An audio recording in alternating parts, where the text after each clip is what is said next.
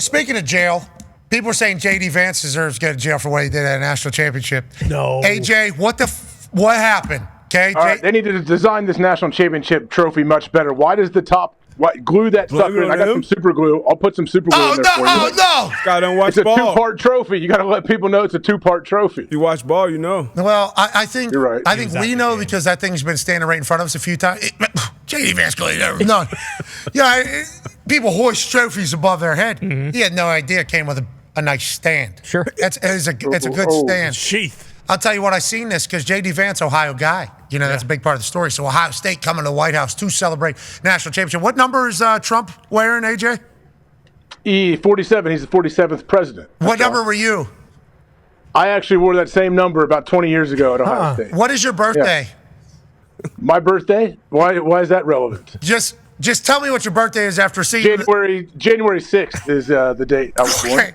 Okay, so your jersey was given to President Trump. January 6th is your birthday. Really feels like they're trying to make AJ Hawk as happy as he possibly could. When you saw this with J.D. Vance and the boys, what was your first thought? Well, I actually had multiple people from around here that sent this to me with the 47 jersey, thinking, "Oh, it looks like yours, bud." Like, yeah, that might be a throwback that someone might make and try to wear around now, I guess, with Trump on the back. I wonder if he'll ask you for your autograph, and I wonder if J.D. Vance has had, say anything about learning about the trophy being a two-piecer. I didn't think that was good omen for the next Ohio State Buckeyes. Oh, no. I didn't think that was good omen, personally. I did see that there was a lot of conversation on the internet. Once again, these are things that we do not create but do happen on the internet. We are just observing and reporting things that are taking place on the internet. Ryan Day does not dye his beard. That's a big piece of information. Wow. That's bullshit. Yeah, I definitely believe that. 100% bullshit. Not true. That's cap. That came directly from the Day family. Said, nope, this is how Nina, it is. his wife. Came from Nina. I don't want to speak ill against Nina. Oh, Nina said it? Yep, she did. She said, I'm with him every day. And then the general, Bob Carpenter, came out and said, I see Ryan Day every single day.